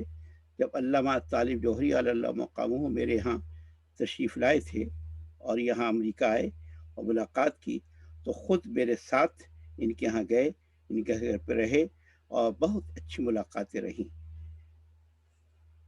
انسان دنیا سے چلا جاتا ہے لیکن یادیں باقی رہ جاتی ہیں اور اس کی باتیں باقی رہ جاتی ہیں۔ موت برحق ہے اور کسی کو اس سے مفر نہیں۔ جو دنیا میں آیا ہے اس دنیا سے سفر کرنا ہے۔ اب یہ کسی کو نہیں معلوم کہ ماذا تک سے وہ غدا، وہ کل کیا کرے گا۔ اور پھر سورہ لقمان کی جو آخری آیتیں ہیں اس میں یہ ہے کہ وہ تذی نفس بأی ارض تموت، اور یہ بھی نہیں معلوم کہ کس زمین میں مرے گا۔ نہ زمین کا علم ہے نہ زمان کا علم ہے۔ میں نے اس آئے وافی ہدایہ 2 آیتوں کی تلاوت کی۔ سورہ ملک یہ مشہور آیتیں ہیں جو آپ سنتے رہتے ہیں۔ بسم اللہ الرحمن الرحیم آغاز کی آیتیں ہیں۔ تبارک الذی، بابرکت ہے وہ اللہ، بیدہ الملک، اقتدار کائنات جس کے ہاتھ میں ہے، وہ علی کل شیء قدیر، اور وہ ہر شے پر قدرت رکھتا ہے۔ الذی خلق الموت والحیات، جس نے موت کو بھی پیدا کیا اور حیات کو بھی پیدا کیا۔ کیوں پیدا کیا؟ لیبلوکم، تاکہ تمہارا امتحان لے۔ ایکم احسن عملا، تم میں سب سے بہترین عمل کس کا ہے؟ عمل کے میدان میں سب سے احسن کون ہے؟ کون احسن عمل اختیار کرتا ہے؟ اکثر و عملہ نہیں کہا۔ اللہ تعالیٰ عمل کی اکثریت کا خواہاں نہیں ہے، کوانٹیٹی کا خواہاں نہیں بلکہ کوالٹی کا خواہاں ہے۔ یہ چاہتا ہے کہ عمل بہترین ہو انسان کا۔ اس میں جو بات بتائی گئی ہے، واضح کی گئی ہے، وہ یہ کہ اللہ نے موت کو بھی پیدا کیا ہے اور حیات کو بھی پیدا کیا ہے۔ عموماً ہمارے ذہن میں تاثر یہ ہے کہ موت عدم حیات کا نام ہے۔ جب انسان مر جاتا ہے تو زندہ ہے جب تک، اس وقت تک زندگی ہے، اور پھر مر گیا تو موت کچھ نہیں ہے، کوئی اس کی حقیقت نہیں ہے۔ لیکن قرآن یہ کہتا ہے اور توجہ دلاتا ہے کہ نہیں، موت بھی اللہ کی مخلوق ہے اور حیات بھی اللہ کی مخلوق ہے۔ دونوں مخلوق خداوندی ہیں، اور اللہ نے سب سے پہلے موت کو خلق کیا ہے اور اس کے بعد حیات کو خلق کیا ہے۔ اور اسی لیے خلق کیا ہے تاکہ تمہارا امتحان لے. دنیا امتحان کا گھر ہے، دارالمحن ہے، امتحان کی جگہ ہے جہاں انسان آتا ہے اور امتحان دیتا ہے. اب امتحان میں کوئی کامیاب ہوتا ہے، کوئی ناکام ہوتا ہے، اور ہر ایک کو امتحان کی منزل سے گزرنا ہے، امتحان کے مرحلے سے گزرنا ہے، امتحان دینا ہے. اور اس امتحان میں کامیابی حاصل کرنے کے لیے جو ضروری چیزیں ہیں انہیں ماننا ہے، دین کو، اسلام کو، حقیقتوں کو تسلیم کرنا ہے، اور اسلام کے آئین و دستور کو مانتے ہوئے زندگی بسر کرنی ہے. تو موت بھی مخلوق ہے، یعنی موت پہلے ہے اور اس کے بعد سے حیات ہے. اور مقصد کیا ہے؟ امتحان دینا. اور امتحان میں کامیابی کیا ہے کہ سب سے بہترین عمل کس کا ہے. لیکن مومن کے لیے موت فوت نہیں ہے. فوت کے معنی ختم ہو جانا، بلکہ موت حیات کا پیش خیمہ ہے، موت حیات کا ذریعہ ہے، موت حیات کا زینہ ہے. اگر یہ موت جو دنیا کی موت ہے نہیں آئے گی تو پھر وہ حیات جاویدانی حاصل نہیں کر سکتا، چونکہ یہ دنیا فانی ہے اور وہ عالم جس میں وہ سفر کر کے جا رہا ہے اس موت کے بعد وہ باقی ہے. تو اس فنا سے بقا کی طرف جانے کے لیے اس موت کو قبول کرنا ہوگا اور اس حقیقت کو تسلیم کرنا ہوگا اور اس حقیقت کو ماننا ہوگا کہ جب احمد مرسل نہ رہے کون رہے گا؟ جو بھی دنیا میں آیا ہے اسے دنیا سے سفر کرنا ہے. اسی لیے معصوم فرماتے ہیں کہ خلقتم للبقاء لا للفنا، تمہیں بقا کے لیے پیدا کیا گیا ہے، فنا کے لیے نہیں. تم مرنے کے لیے پیدا نہیں ہوئے ہو، موت کے لیے نہیں پیدا ہوئے، بلکہ بقا کے لیے. لیکن دنیا میں تمہیں کچھ دن رہنا ہے اور اس ذریعے سے تمہیں سفر کر کے پھر حیات جاویدانی، حیات دائمی، حیات ابدی، حیات سرمدی حاصل کرنی ہے جو ہمیشہ کے لیے ہے. اور یہ مومن کے لیے موت جو ہے ایک میٹھی چیز ہے، ایک شیریں چیز ہے، ایک اچھی چیز ہے. اور ہم جب دیکھتے ہیں اور مطالعہ کرتے ہیں تو دنیا میں ہم یہ سمجھتے ہیں کہ صاحب یہ مر گیا اور اس کی روح اور جسم، لیکن نہ روح کو موت آتی ہے نہ جسم کو موت آتی ہے. قرآن کیا کہتا ہے؟ کل نفس ذائقۃ الموت، ہر نفس کو موت کا مزہ چکھنا ہے. تو اب نفس کیا چیز ہے؟ نفس ایک تیسری چیز ہے. یہ جو انسان مرکب ہے جسم سے اور روح سے، ہم یہی سمجھتے ہیں کہ جسم اور روح کے درمیان ایک چیز ہے، اس کا نام ہے نفس. اب نفس کی مختلف قسمیں اور نفس کے مختلف اقسام اور نفس کے مختلف معانی، نفس کے مختلف مفاہیم بیان کیے گئے ہیں کہ نفس امارہ بھی ہے، نفس لوامہ بھی ہے، نفس مطمئنہ بھی ہے. لیکن یہ وہ نفس جس کی ہم ذکر کر رہے ہیں وہ ان سے الگ ہے. اس کے لیے کہا گیا کل نفس ذائقۃ الموت، ہر نفس کو موت کا مزہ چکھنا ہے. یہ نہیں کہا کہ کل جسم ذائقۃ الموت، ہر جسم کو موت کا مزہ چکھنا ہے. یہ نہیں کہا کل روح ذائقۃ الموت، ہر روح کو موت کا مزہ چکھنا ہے. نہ روح کو موت آتی ہے اور نہ جسم کو موت آتی ہے. موت کسے آتی ہے؟ نفس کو. نفس کیا چیز ہے؟ تو بس اس کے بارے میں بیان کر کے کافی دیر ہو گئی ہے، آپ مجلس سے سن رہے ہیں مسلسل، بس کافی دیر سے آپ مجلس سماعت فرما رہے ہیں. اور آپ نے بہت ظاہر مولانا رضوان نے بہت خوبصورت انداز میں فلسفہ بیان کیا اس کا، زندگی کا اور جینے کا، اور کیا کیا عمل کرنے ہیں انجام دینے کا. بس میں مختصر کروں گا اپنی گفتگو کو. بات یہ ہے کہ روح ہے لطیف اور جسم ہے کثیف. کثیف اسے کہتے ہیں جو نیچے کی طرف جاتا ہے، اور لطیف اسے کہتے ہیں جو اوپر کی طرف جاتا ہے. تو کثیف کثافت سے ہے، جو وزن ہے اس میں جو نیچے کی طرف آ رہا ہے، اور لطیف روح ہے جو اوپر کی طرف جاتی ہے. اور اس لطیف اور کثیف میں اجتماع نہیں ہو سکتا، دونوں ایک ساتھ جمع نہیں ہو سکتے. تو اب جمع کرنے کے لیے ایک تیسری چیز کی ضرورت تھی جس کا نام نفس ہے. نفس کا تعلق جسم سے بھی ہے اور نفس کا تعلق روح سے بھی ہے. جسم ہے کثیف اور روح ہے لطیف. اب ان دونوں کو جوڑنے کے لیے، کنیکشن کے لیے درمیان میں کیا پیدا کیا گیا؟ نفس. نفس کا ایک سرا جسم سے ملتا ہے اور دوسرا سرا روح سے ملتا ہے.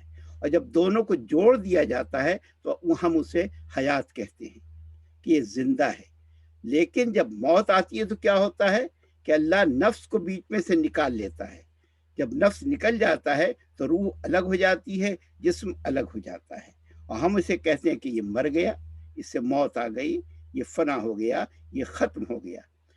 تو یہ نفس جو ہے اس کی طرف توجہ مبذول ہونی چاہیے کہ نفس ہے کیا، اور نفس کو صاف رکھنا ہے، شفاف رکھنا ہے، نیٹ اینڈ کلین رکھنا ہے، اور اس کے ہی طرف توجہ مبذول کرنی ہے. اب انسان میں مختلف نفوس ہیں. ایک نفس وہ ہے جو انسان کو برائیوں کا حکم دیتا ہے، اور قرآن کیا کہتا ہے وَمَنْ خَافَ مَقَامَ رَبِّهِ وَنَهَى النَّفْسَ عَنِ الْهَوَىٰ فَإِنَّ الْجَنَّةَ هِيَ الْمَأْوَىٰ. جو ظاہر کے نفس کو خواہشات سے روک دیتا ہے، اور خواہشات انسان پر غالب آتی ہیں، حاوی ہوتی ہیں، تو جنت اس کا ٹھکانہ ہے. اور ایک نفس وہ ہے جو نفس لوامہ ہے، جو انسان کو ملامت کرتا ہے کہ نہیں یہ کام مت کرو، یہ کام مت کرو، یہ کام مت کرو، اور کرنے کے بعد سے ظاہر ہے کہ تم نے یہ کام کیوں انجام دیا. ملامت سے مراد یہ ہے کہ امارہ نے تو حکم دیا، اس کے تحت انسان بجا لایا. لوامہ پچھتاوے کو کہتے ہیں کہ انسان اس عمل کر کے پچھتا رہا ہے. اب ایک اور نفس ہے جو نفس ملہمہ کہلاتا ہے. قرآن میں الہمہا فجورہا و تقواہا، اللہ نے اسے الہام کر دیا کہ فجور کیا ہے اور تقوی کیا ہے، یعنی بدکاری کیا ہے، خراب چیزیں کیا ہیں، اور تقوی پرہیزگاری کیا ہے. تو اب ان چیزوں کا الہام کر دیا. نفس ملہمہ کہلاتا ہے جس کو الہام. ہر اللہ تعالیٰ نے بتا دیا نیک ہے، یہ بد ہے، یہ خیر ہے، یہ شر ہے، یہ اچھائی ہے، یہ برائی ہے. یہ اس کی تمیز ہمیں دی ہے، اور یہ چیز ہمیں تعلیم دی اور سکھایا ہے. یہ نفس ملہمہ ہے جس کا اکثر تذکرہ نہیں کرتے. وَنَفْسٍ وَمَا سَوَّاهَا فَأَلْهَمَهَا فُجُورَهَا وَتَقْوَاهَا قَدْ أَفْلَحَ مَن زَكَّاهَا وَقَدْ خَابَ مَن دَسَّاهَا. جس نے اسے پاک رکھا وہ کامیاب ہو گیا، اور جس نے اسے ناپاک کر دیا، غلط کر دیا اور مٹی میں ملا دیا، وہ ناکام ہو گیا. قد خاب، ناکام ہو، من دسّاها، جس نے اسے مٹی میں ملا دیا اور جس نے اسے آلودہ آغشتہ کر دیا، وہ ناکام ہو گیا. تو اب یہ نفس سے اب ایک نفس ہے، اور اس نفس کا نام کیا ہے؟ نفس مطمئنہ. نفس مطمئنہ کو اگر مجسم دیکھنا ہو تو میں دو منظر دکھاتا ہوں، اس پہ گفتگو کو تمام کروں گا. ایک منظر نفس مطمئنہ کا وہ ہے جو شب ہجرت نظر آتا ہے، جب حضرت علی بستر پر سو جاتے ہیں چادر اوڑھ کر، تو یہ نفس مطمئنہ ہوتا ہے جسے اطمینان ہے. رات بھر بیدار رہنے والا اس طرح حکم کی اطاعت کرتے ہوئے پیغمبر کی سو جاتا ہے کہ اللہ تعالیٰ قصیدے پڑھتا ہے اور فرشتوں کو بھیجتا ہے، اور فرشتے مباحات اور فخر کرتے ہیں. تو یہ نفس مطمئنہ کو مجسم دیکھنا ہو، اطمینان کی کیفیت جس میں نہ ڈر ہے نہ خوف ہے، جبکہ چاروں طرف تلواریں کھینچی ہوئی ہیں، قتل کرنے کے در پہ ہیں. رسول کو اللہ تعالیٰ نے کہا ہجرت کر جاؤ، اور ان کے بستر پر علی نہایت اطمینان سے سو رہے ہیں، بغیر خوف کے، بغیر ڈر کے. تو یہ نفس مطمئنہ ہے. اور دوسرے جو نفس مطمئنہ کو اگر دیکھنا ہو تو وہ کربلا میں حسین ہیں، جو نفس مطمئنہ ہیں. اتنی لاشیں اٹھانے کے بعد، اتنے زخم سہنے کے بعد، اتنے مسائب برداشت کرنے کے بعد آواز قدرت آتی ہے، یا ایتھا النفس مطمئنہ ارجعی ربک راضیۃ مرضیہ. اے نفس مطمئنہ، تو اپنے رب کی طرف واپس آ جا، تیرا رب تجھ سے راضی ہے، تو رب سے راضی ہے. فادخلی فی عبادی، تو میری عبودیت میں آ جا. وادخلی جنتی، میری جنت میں سما جا. تو یہ آواز قدرت آتی ہے. نفس مطمئنہ کی دو تصویریں میں نے دکھائیں. ایک تصویر حضرت علی کی ہے جو نفس مطمئنہ کی تصویر ہے، اور دوسرے امام حسین علی مقام کی ہے جو نفس مطمئنہ کی تصویر نظر آتے ہیں. جب ہمارا عزیز دوست ہم سے جدا ہوتا ہے، دوست محمد روپانی چلے گئے، اولاد کو کتنا غم ہے، کتنا دکھ ہے، کتنا صدمہ ہے، چاہنے والے، محبت کرنے والے. لیکن ہمارے سامنے مثال موجود ہے کربلا کی، جہاں ہر غم کا مداوع ہے. رضیہ رزاق کا انتقال ہوا، اور ظاہر ہے کہ ان کے بعد ان کے جتنے عزیز رشتہ دار ہیں سب صدمے میں ہیں. تو اب ہمارے سامنے مثالیں موجود ہیں، ہمارے سامنے اگزامپلز موجود ہیں جو ہمارے غم کا مداوع بن جاتے ہیں. لیکن حسین کے سامنے کون تھا؟ حسین وہ عزم کا پیکر ہے. حسین کی حیثیت وہ ہے کہ اپنی جگہ इस कदर मुहकम और मुस्तहकम हैं कि आज पूरी दुनिया उनके सामने झुकती हुई नजर आ रही है, और उनमें वो जज्बाबियत है, वो कशिश है कि किसी और में वो कशिश हमें नहीं नजर आती। ये सब लोग जब पैदल जाते हैं अरबईन के मौके पर, तो यूं महसूस होता है कि एक सफर कर रहे हैं उस तरफ जो इमाम हुसैन उन्हें खींच रहे, अपनी जानिब माइल कर रहे। इमाम हुसैन चाहते तो बहुत बड़ी फौज जमा कर लेते, बहुत बड़ा लश्कर इकट्ठा कर लेते, लेकिन इमाम ने ऐसा नहीं किया। इमाम ने न फौज जमा की न लश्कर इकट्ठा किया, बल्कि वो तो चिराग बुझा रहे थे और गुल कर रहे थे रोशनी के रात के अंधेरे में जिसका जी चाहे चला जाए, मैं बैत उठाए लेता हूँ। लेकिन एक हस्ती को इमाम ने बुलाया है, और वो भी जनाब ज़ैनब सलामुल्लाह अलैहा के कहने पर। वो आपने कहा कि कोई हमारा चाहने वाला नहीं है। जब देखती थी कि लश्कर पे लश्कर आया जा रहा है, कभी 3000 का, कभी 4000 का, कभी 5000 का, जो दुश्मन हैं आ रहे हैं, तो उस वक्त इमाम ने एक फर्द को खत लिख कर बुलाया, और वो हबीब इब्न मज़ाहिर हैं। क्योंकि दोस्त मोहम्मद रूपानी के ईसाल-ए-थवाब मजलिस से वो मेरे भी दोस्त थे, तो मैंने सोचा एक दोस्त का तज़किरा इस मौके पर कर दूं जिनका नाम हबीब इब्न मज़ाहिर है। आप जब जाते हैं ज़ियारत के लिए तो आप पहले हबीब की कब्र पे जाते हैं और फिर इमाम हुसैन की कब्र पे आते हैं। इसी कि हबीब एक ज़रिया है, एक वसीला है इमाम तक पहुंचाने का, और इमाम हुसैन के साथ साथ थे। कहते जो खत लिखा है, खत के अल्फाज ये हैं, मिन हुसैन अल गरीब, बाद लोगों ने गरीब का लफ्ज़ भी लिखा है किताबों में। गरीब कहते हैं मुसाफिर को, मुसाफिर हुसैन का खत, इला रजुल फ़क़ीह, उस मर्द की तरफ जो फ़क़ीह है।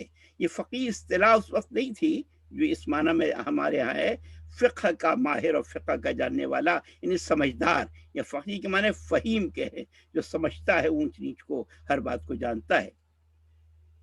अंत तालमो क़राबतुना मिन रसूलिल्लाह, तुम्हें मालूम है हमें रसूल से क्या क़राबत है। फला तबख़ल बिनुसरतिना, तो हमारी नुसरत से बुख़्ल से काम न लेना, हमारी नुसरत को आ जाना। कहते हैं रवायात में मिलता है कि हबीब बैठकर अपनी ज़ौजा के साथ बैठे हुए थे, खाना खा रहे थे, बीवी के लुक़मा को नज़ूर हुआ, और ये ताबीर उसकी ये ली कि किसी करीम का ख़त आने वाला है। इतने में तक़्कुल बाब हुआ, दरवाज़ा खोला, हबीब गए, और जब उसने कहा ना, पूछा कहाँ से आए हो, कहा अना बरीदुल हुसैन, मैं हुसैन का कासिद हूँ। और हुसैन का नाम आना था कि हबीब की आंखों में आंसू आ गए। खत लिया, लेकर आए, आंखों से लगाया, बोसा दिया, पेशानी पर रखा। बीवी ने पूछा किसका खत है, कहा मेरे मौला और आका का खत है। कहा क्या लिखा है, कहा मौला नरगयादा में घिरे हैं, मौला परेशानियों मुश्किलात में हैं, मौला ने मदद के लिए बुलाया है। हबीब जानते थे ज़माना पूरा शोभ है, कैसा ना हो कि मामला ज़ाहिर हो जाए और मैं मौला की नुसरत को न पहुंच सकूं, तो बीवी से भी छुपा कर रखना चाहा। बीवी ने कहा ऐ हबीब, अहले बैत मुश्किल में हैं, मुसीबत पे है और तुम जाने से कतरा रहे हो।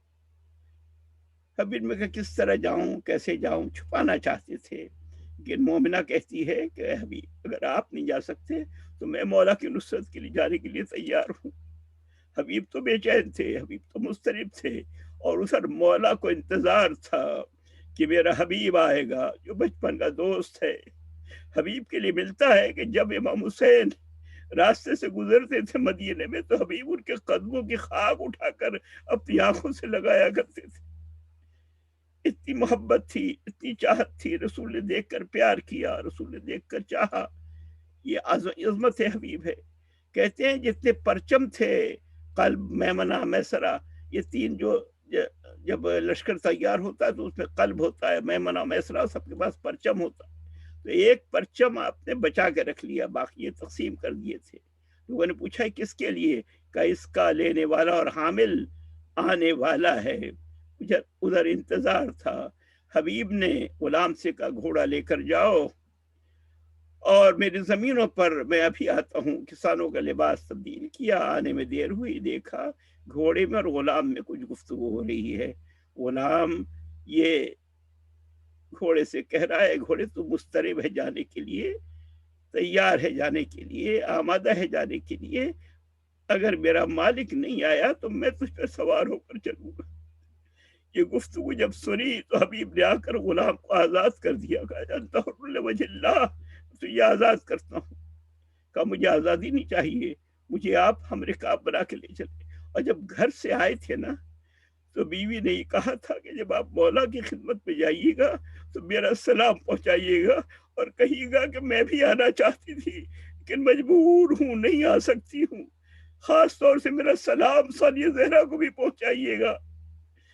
خیر حبیب سوار ہوئے، سوار ہو کر چلے، ادھر مولا سراپا انتظار ہیں، دور سے گرد و غبار نمودار ہوئی۔ امام نے کہا میرا حبیب آ گیا۔ اب جب حبیب نے دیکھا کہ امام سواری پر نہیں ہے تو حبیب نے اپنے آپ کو گھوڑے سے نیچے گرا دیا، گھسٹتے ہوئے امام کی خدمت میں پہنچے، امام کے پاس آئے اور آنے کے بعد کہا مولا تاخیر تو نہیں ہوئی، مولا دیر تو نہیں ہوئی، مولا مجھ سے کوئی کوتاہی تو نہیں ہوئی؟ کہتے آنے کی خبر خیمے میں پہنچ گئی، اور جب خیمے میں پہنچی ہے کہ حبیب آئے ہیں تو جناب زینب نے بلایا فضا جاؤ اور جا کر حبیب تک ہمارا سلام پہنچا دو اور شکریہ ادا کر دو اور کہہ دو حبیب ایسے وقت میں مدد کے لیے آئے جب کوئی مدد کرنے والا نہیں ہے، شکریہ ادا کرو۔ بس جب آئی ہے فضا انہیں شہزادی کا سلام پہنچایا اور شکریہ ادا کیا۔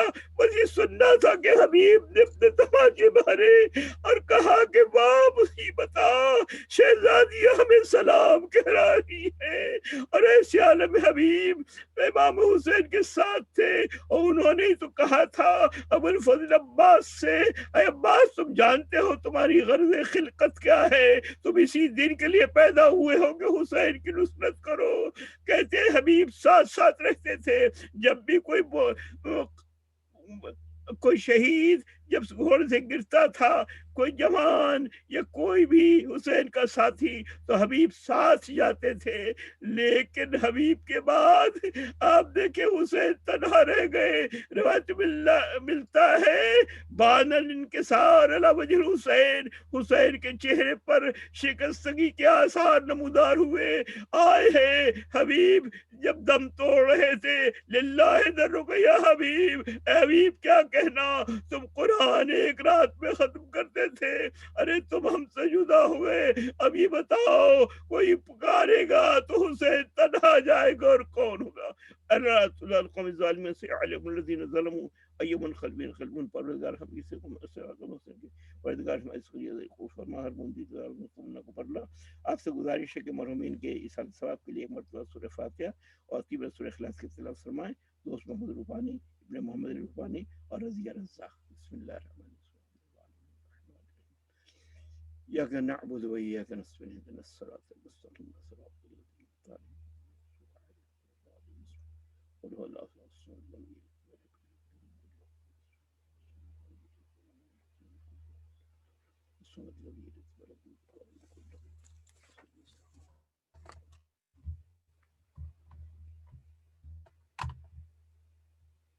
اللهم صل على محمد وآل محمد، اللهم صل على محمد وآل محمد، اللهم صل على محمد وآل محمد۔ السلام عليك يا رسول الله، السلام عليك يا نبي الله، السلام عليك يا حبيب الله، وعلى ابن عمك أمير المؤمنين، وعلى ابنتك فاطمة الزهراء سيدة نساء العالمين، وعلى ولديك الحسن والحسين سيدي شباب أهل الجنة، وعلى 9 المعصومين من ذرية الحسين۔ السلام عليكم ورحمة الله وبركاته۔ السلام عليك يا وارث آدم صفوة الله، السلام عليك يا وارث نوح نبي الله، السلام عليك يا وارث إبراهيم خليل الله، السلام عليك يا وارث موسى كليم الله، السلام عليك يا وارث عيسى روح الله، السلام عليك يا وارث محمد حبيب الله، السلام عليك يا وارث أمير المؤمنين عليه السلام، السلام عليك يا ابن محمد المصطفى. السلام عليك يا ابن علي المرتضى. السلام عليك يا ابن فاطمة الزهراء. السلام عليك يا ابن خديجة الكبرى. السلام عليك يا ثار الله وابن ثاره والوتر الموتور. أشهد أنك قد أقمت الصلاة وآتيت الزكاة وأمرت بالمعروف ونهيت عن المنكر وأطعت الله ورسوله حتى أتاك اليقين. فلعن الله أمة قتلتك ولعن الله أمة ظلمت ولعن الله أمة سمعت بذلك فرضيت به. يا مولاي يا أبا عبد الله، أشهد أنك كنت نورا في الأسراب الشامخة والأرحام المطهرة، لم تنجسك الجاهلية بأنجاسها ولم تلبسك من ملهمات ثيابها. وأشهد أنك من دعائم الدين وأركان المؤمنين. وأشهد أنك الإمام البر التقي الرضي الزكي الهادي المهدي. وأشهد أن الأئمة من ولدك كلمة التقوى وأعلام الهدى والعروة الوثقى والحجة على أهل الدنيا. وأشهد الله وملائكته وأنبياءه ورسله إني بكم مؤمن وبيامكم موقن بشرائع ديني وخواتيم عملي وقلبي لقلبكم سلم وأمري لأمركم متبع. صلوات الله عليكم وعلى أرواحكم وعلى أجسادكم وعلى أجسامكم وعلى شاهدكم وعلى غائبكم وعلى ظاهركم وعلى باطنكم. السلام عليك يا ابن رسول الله. السلام عليك يا ابن نبي الله. السلام عليك يا ابن أمير المؤمنين. السلام عليك يا ابن حسين الشهيد. السلام عليك أيها الشهيد. السلام عليك أيها المظلوم وابن المظلوم. لعن الله أمة قتلتك ولعن الله أمة ظلمت ولعن الله أمة سمعت بذلك فرضيت به. السلام عليكم يا أولياء الله وأحباءه. السلام عليكم يا أسفياء الله ووداءه. السلام عليكم يا أنصار دين الله. السلام عليكم يا أنصار رسول الله. السلام عليكم يا أنصار أمير المؤمنين. السلام عليكم يا أنصار فاطمة السيدة نساء العالمين. السلام عليكم يا أنصار أبي محمد الحسن بن علي الولي الناصح. السلام عليكم يا أنصار أبي عبد الله. بأبي أنتم وأمي طبتم وطابت الأرض التي فيها دفنتم وفزتم فوزا عظيما. فيا ليتني كنت معكم فأفوز معكم. السلام عليك يا أبا الفضل العباس بن أمير المؤمنين. السلام عليك يا ابن سيد الوسيين. السلام عليك يا ابن الأول القوم إسلاما وأقدمهم إيمانا وأقومهم بدين الله وأحوطهم على الإسلام.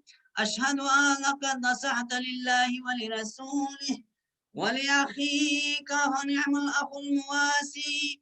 فلعن الله أمة قتلتك ولعن الله أمة ظلمت ولعن الله أمة استحلت منك المحارم وانتهكت حرمة الإسلام. فنعم الصابر المجاهد المحامي الناصر والأخ الدافع عن أخيه المجيب إلى طاعة ربه الراغب فيما رهن فيه غيره من الثواب الجزيل والثناء الجميل. وألحقك الله بدرجة آبائك في جنات النعيم. السلام عليك يا ابن أمير المؤمنين. السلام عليك أيها العبد الصالح المطيع لله ولرسوله. أشهد أنك قد جاهدت ونسعت وصبرت حتى أتاك اليقين. لعن الله الظالمين لكم من الأولين والآخرين وألحقهم بدرك الجحيم. السلام عليك يا غريب الغرباء. السلام عليك يا معين الضعفاء والفقراء. السلام عليك يا مغيث الشيعة والزوار في يوم الجزاء. السلام عليك يا أنيس النفوس أيها المدفون بأرض الدوس. السلام عليك يا علي بن موسى رضا ورحمة الله وبركاته. السلام عليك يا صاحب الأسر والزمان. الأمان الأمان الأمان من فتن الزمان. السلام عليك يا خليفة الرحمن. السلام عليك يا إمام الإنس والجان. السلام عليك يا مظهر الإيمان. السلام عليك يا إمام زماننا هذا. عجل الله تعالى فرجك وسهل الله مخرجك وظهورك. السلام عليك ورحمة الله وبركاته. اللهم صل على محمد وآل محمد عجل فرجك.